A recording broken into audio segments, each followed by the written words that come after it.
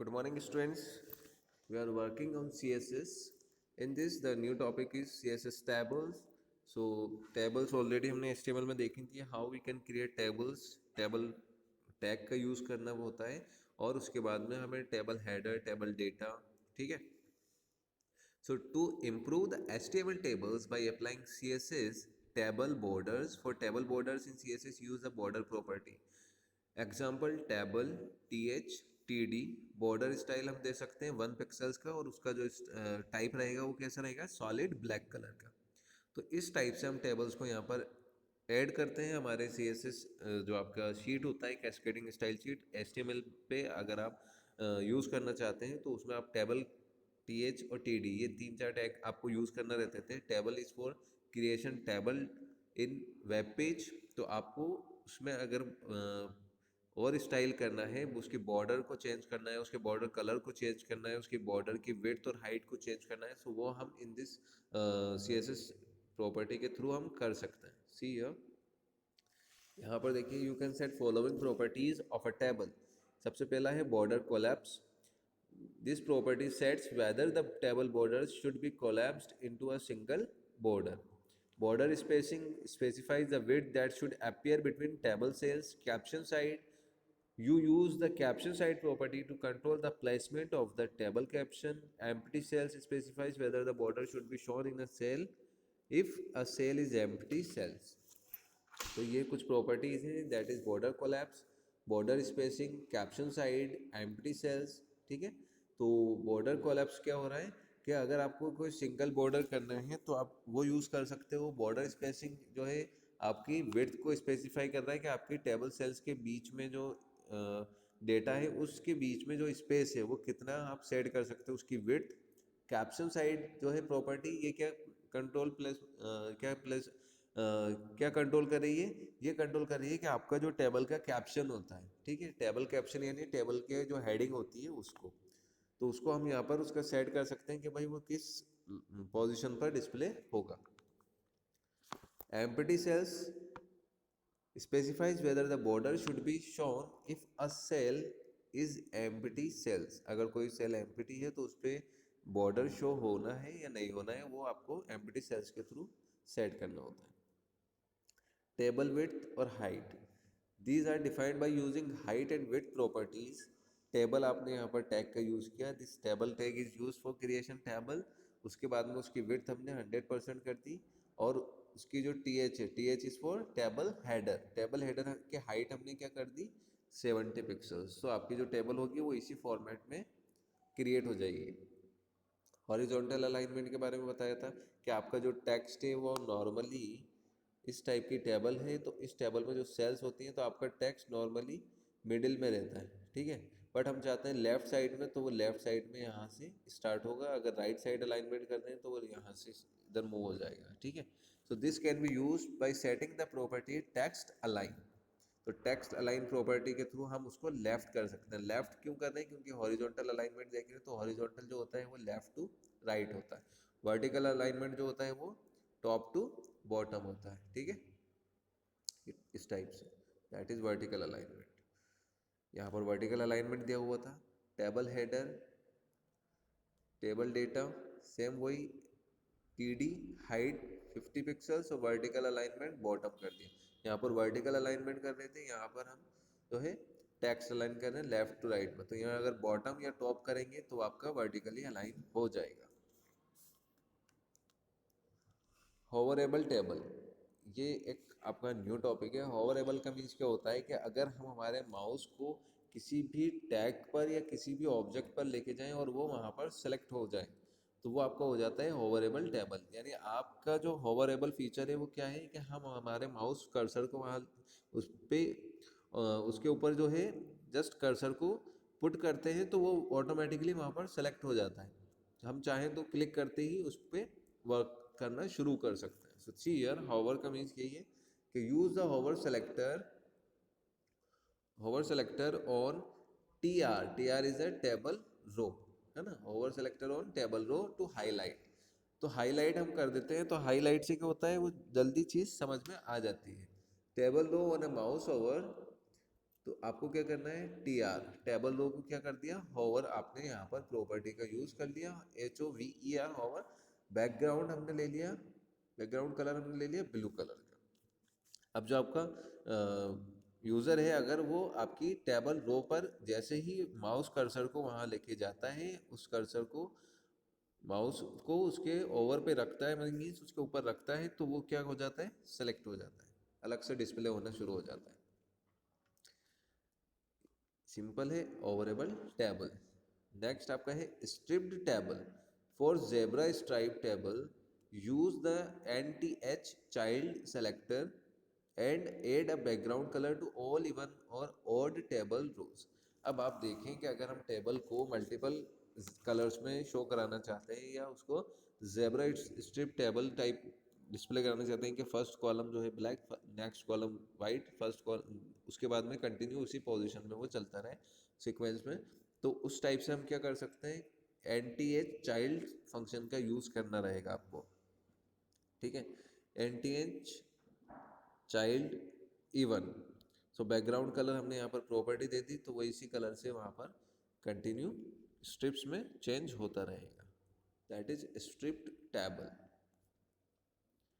Display, the display CSS property specifies the type of rendering box used for an element. This can be applied to all HTML values. These default values in XML is inline.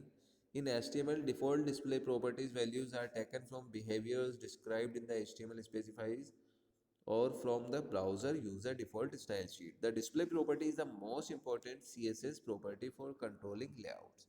तो display के through आप क्या करना है, अपना जो web page है, HTML है, XML है ना, CSS प्रॉपर्टी, इसके थ्रू आप अपने एलिमेंट्स को प्रॉपरली डिस्प्ले करा सकते हैं। तो डिस्प्ले, डिस्प्ले के बाद में आपको वैल्यू देना होती है, जैसे ये डिस्प्ले हो गया, और डिस्प्ले के बाद में हमने क्या दे दिया, block, inline, inline block, inline tables, ये आपके क्या हो गए, वैल्यूज हो गई, ठीक है। डिस्प्ले इनसाइड क्या कर रहे हैं, display inside the key this keyword specifies the element's inner display type. So display inside, उसके बाद में वैल्यूज डिफाइन करनी है, display flow, flow root, table, flex, grid, इस टाइप से आपको यहाँ पर ऐड करना है। डिस्प्ले आउटसाइड कीवर्ड्स जो है एलिमेंट्स को आउटर डिस्प्ले कराएगा, इसमें ब्लॉक कर सकते हैं इनलाइन और रन इन।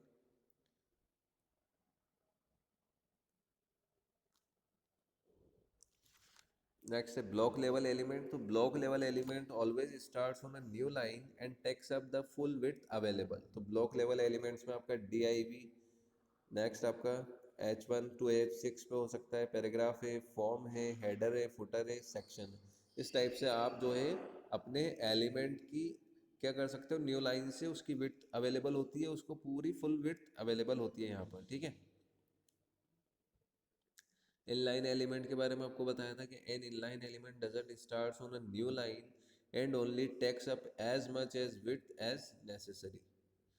डिफॉल्ट डिस्प्ले प्रॉपर्टी, आपकी जो डिफॉल्ट डिस्प्ले प्रॉपर्टी रहेगी वो क्या रहेगी, every element has a default display value, however you can override this, changing an inline element to a block element or vice versa can be useful for making the page look a specific way.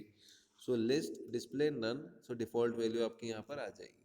अगर आप अपने according value set करना चाहते हैं तो आप यहाँ पर पॉइंट्स में, पिक्सल्स में, ठीक है, सेंटीमीटर्स में यहाँ पर ऐड कर सकते हैं। So setting the display property of an element only changes how the element is displayed, not what kind of element it is. So an inline element with display block is not allowed to have other block element inside it. वही same example है आपका कि अगर आप किसी की property change करना चाहते हो किसी एलिमेंट की, so what kind of element it is, आपको पता होना चाहिए कि वो किस टाइप का एलिमेंट है। So inline element with display block is not allowed to have other block element inside it. तो अगर आप inline में डिस्प्ले ब्लॉक यूज़ कर रहे हैं तो आपको अदर जो आपके एलिमेंट्स होंगे उनको उसमें डिस्प्ले नहीं होने देता है। तो अगर हमें किसी एलिमेंट को हाइड करना है तो हम उसकी प्रॉपर्टी में नन का यूज़ कर सकते हैं। So hiding an element can be done by using display as none. All the elements are hidden. the page will be displayed as if elements are not there. So if the element is in hidden mode, it does not take any space. h1 हमने hidden कर दिया तो आपकी जो value रहेगी वो क्या हो रही है, डिस्प्ले नन, तो वो कुछ भी वहाँ पर डिस्प्ले नहीं कराएगा. So hiding an element can be done by using display as none.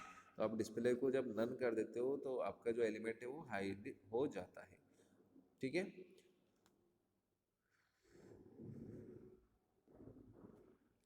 Hide an element, visibility hidden. See here, this also hiddens the element by using visibility hidden property. अभी यहाँ पर हम जो कर रहे थे वो नन अगर कर रहे हैं, हाइड है ना, h1 हिडन डिस्प्ले नन करा तो आपका जो एलिमेंट है वो हाइड हो जाएगा. उसके अलावा एक और प्रॉपर्टी है जिसके थ्रू हम हिडन कर सकते हैं. सो विजिबिलिटी अगर हम हिडन कर दें तो भी इस टाइप से हमारे जो एलिमेंट है वो हाइड हो जाएगा. So this also hides the element by using visibility hidden property, but it takes the element space and if it affects the layouts. ठीक है. तो आपका जो h1 हेडिंग हिडन है वो विजिबिलिटी हिडन के थ्रू भी हम उसके एलिमेंट को हिडन कर सकते हैं. ओवरफ्लो. अब ओवरफ्लो क्या होता है, simple. The overflow property specifies what happens if content overflows an element box. अगर आपने एक एलिमेंट बॉक्स ले रखा है और उस एलिमेंट बॉक्स में आपके जो कंटेंट है, आपका जो डेटा है, चाहे वो इमेज हो या आपके टेक्स्ट हो या टेबल हो, है ना, हेडिंग्स हो, पैराग्राफ हो, अगर वो उससे ज़्यादा हो रहा है तो वो चीज़ ओवरफ्लो कहलाती है. So the overflow property specifies what happens if content overflows an element box. For the overflow property to have an effect, the block level container must either have a bounding height or have white space set. तो आप अगर कभी किसी web page पर देखते हैं तो उस वेब पेज पर मोस्टली उतने ही कंटेंट होते हैं जो वहाँ के उसके एलिमेंट्स को अफेक्ट नहीं करते. ठीक है. अगर हम देखते हैं कि मान लो आप कोई वेबसाइट देख रहे हैं और उसमें मल्टीपल फोटोज वहाँ पर डिस्प्ले हो रहे हैं उसकी गैलरी में, तो हम 1 2 3 4 इस टाइप से फोटोज को कंटिन्यू देखते रहते हैं. ठीक है. लास्ट में एंड आ जाता है कि वो फोटोज फॉरवर्ड नहीं होते, फिर वो बैकवर्ड ही हो पाते हैं क्योंकि उसमें वो उतने ही कंटेंट दे रखे हैं, उतने ही उस एलिमेंट बॉक्स में उतने ही एलिमेंट्स हैं जितने वहाँ पर स्पेस है. तो अगर उस स्पेस से ज़्यादा वहाँ पर चीज़ें अवेलेबल हैं या उस स्पेस से एलिमेंट बॉक्स में ज़्यादा उसके कंटेंट हैं तो वो आपके ओवरफ्लो में आएगा. और उसको हम या तो उसकी हाइट बाउंड करते हैं, बाउंडिंग कर देते हैं हाइट की, या फिर हम उसमें वाइट स्पेस को ऐड कर देते हैं, सेट कर देते हैं. So there may be a situation when the content of an element might be larger than the dimensions of the box itself. ठीक है. तो आप क्या समझो कि एक आपका जो फोटो, ऐसा समझो कि जो आपका एलिमेंट बॉक्स है ना वो एक फ़ोटो फ्रेम है, और उस फोटो फ्रेम में अगर हम उस फोटो फ्रेम के अकॉर्डिंग ही इमेज के साइज को सेट करेंगे, अगर हम उसमें वही इमेज पुट करें जिस साइज का आपका फोटो फ्रेम है तो वो वहाँ पर सेट हो जाएगा. बट इन कंडीशन आपका फोटो फ्रेम का साइज तो है स्मॉल, पर आपका जो कंटेंट है यानी जो आपकी इमेज है उस फोटो की जो साइज है वो बड़ा है, तो वो उस पर सेट नहीं होगा. उसी टाइप से आपके जो कंटेंट हैं वो एलिमेंट बॉक्स में उसी टाइप से होते हैं कि अगर वो सेट हैं तो ठीक है, अगर वो उससे ज़्यादा हो रहे हैं तो वो फिर ओवरफ्लो में आ जाएगा. ठीक है. So CSS overflow property allowing you to specify whether the clip content, render scroll bars or display overflow contents of a block level elements. This property can take one of the following values: visible, hidden, scroll और auto. अगर कोई content हमारा ज़्यादा होता है element box से तो हम उसमें हिडन या स्क्रॉल प्रॉपर्टी का ऐड कर सकते हैं. देखा होगा आपने, अगर कोई पेज हम किसी वेबसाइट को देखते हैं और वो वेबसाइट हमारे मॉनिटर पर कंप्लीटली एक ही पेज डिस्प्ले नहीं होता, उसके अलावा उसमें नीचे बहुत सारे कंटेंट्स होते हैं. तो अभी हम जैसे मोबाइल की बात करें तो हम मोबाइल में भी जो है स्क्रॉलिंग करते रहते हैं. ठीक है.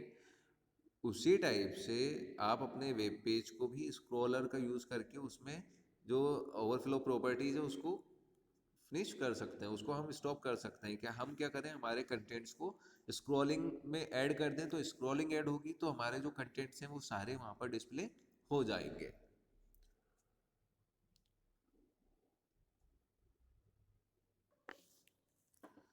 See here, text overflow. This property determines how overflowed content that is not displayed is signaled to users. Clipping happens at the border of the box. This CSS property does not force an overflow to occur. To do so and make text overflow to be applied. तो text overflow हो सकता है आपका. So text overflow property determines how overflowed content that is not displayed is signaled to users. कि आपके जो displayed नहीं होते text overflow होते हैं वो users को किस तरीके से दिखना चाहिए. तो यहाँ पर हम उसका syntax देख लीजिए. Overflow behavior at a line and right and if LTR left and if RTL for right. So text overflow clip, text overflow Ellipsis, text overflow, ये इस टाइप से आपको सिंटेक्स यहाँ पर ऐड करना होता है. ये मोस्टली इतना ज़्यादा डीप आपका आएगा नहीं, तो नॉर्मली आपको बस इन चीज़ों के बारे में पता होना चाहिए. सो नेक्स्ट आपका जो टॉपिक है that is float. Float property के बारे में पहले भी बताया है. The float property allows to implement simple layouts involving an image floating inside a column of text with the text wrapping around the left or right of it, the kind of things you might get in a newspaper layout. तो newspaper layout में आप क्या देखते हैं कि एक image होता है और उस इमेज के साथ में उसकी पूरी डिटेल आ जाती है. तो उस टाइप से अगर हम कोई डिस्प्ले कराना चाहते हैं कि हम हमारे टेक्स्ट को रैप कर दें उसके आसपास, लेफ्ट में, राइट में, टॉप में, बॉटम में, है ना. तो एक जो न्यूज़ आती है न्यूज़पेपर में वो सिंपल क्या होती है, एक इमेज होती है और उस इमेज के बारे में वहाँ पर रिटर्न होता है. ठीक है. लाइक स्पोर्ट्स की बात करें, स्पोर्ट्स पेज पे जो आप देखते हैं कि मान लो किसी एक प्लेयर ने कितने गोल किए या किसी प्लेयर ने सेंचुरी मारी, कौन से टेस्ट में, कितने मैच में, क्या था, वो सारी डिटेल वहाँ पर लेफ्ट में या राइट में उसके साथ में अटैच होती है. तो उस टाइप से हम एक फ्लॉट प्रॉपर्टी का यूज़ करके उसमें क्या कर सकते हैं, एक कंटेंट ले सकते हैं और उस जो आप समझ लो एक इमेज बॉक्स ले सकते हैं और उस बॉक्स के अंदर हम इमेज भी पुट कर सकते हैं और उसके अलावा वहाँ पर कुछ भी टेक्स्ट को रैप कर सकते हैं वहाँ पर लेफ्ट में, राइट में. ठीक है. So the kind of things you might get in a newspaper layout, वही सेम चीज़ यहाँ पर अप्लाई हो सकती है आपके वेब ब्राउजर पर. How element floats. A floated element is taken out of the normal flow and shifted to the left or right as far as possible in the space available of the containing element. उस element के साथ जहाँ पर left में, right में, जहाँ भी space हो हम हमारे टेक्स्ट को वहाँ पर रैप कर सकते हैं, वहाँ पर ऐड करा सकते हैं. ओके. सो आज के लिए इतना काफ़ी है. टुमारो वी विल डिस्कस इसकी वैल्यूज़ जो हैं यहाँ पर, है ना, फ्लोटिंग एलिमेंट्स के बारे में हम देखेंगे. सो इतना आपको मेमोराइज करना है, अच्छे से प्रैक्टिस करिए इसकी. और CSS के जितने भी प्रोग्राम्स हैं, HTML के प्रोग्राम्स हैं, उनकी प्रैक्टिस करते रहिए. उन प्रोग्राम्स को एग्जीक्यूट करने के बाद उनके सिंटैक्स, उनके पूरा उस प्रोग्राम को ट्रेस करिए कि उसमें जो है प्रॉपर्टीज़ कौन सी हम यूज़ कर रहे हैं, क्यों हम इस प्रोग्राम को ऐड कर रहे हैं हमारे CSS प्रॉपर्टीज़ में, किस टाइप के आप इनलाइन ले रहे हैं, है ना, एक्सटर्नल शीट्स ले रहे हैं या एम्बेडेड टाइप के ले रहे हैं. तो वो आपको सारी चीज़ें पता होनी चाहिए, तभी CSS वाला जो चैप्टर है वो आपका क्लियर हो पाएगा. सो HTML and CSS is very important. उसके अलावा जो नेटवर्किंग के चैप्टर्स थे उसमें भी मैं आपको थोड़ा रिवाइज करवाएंगे. तो आप CSS प्रॉपर्टी को कम्प्लीटली जो है मेमोराइज करिए. Thank you so much.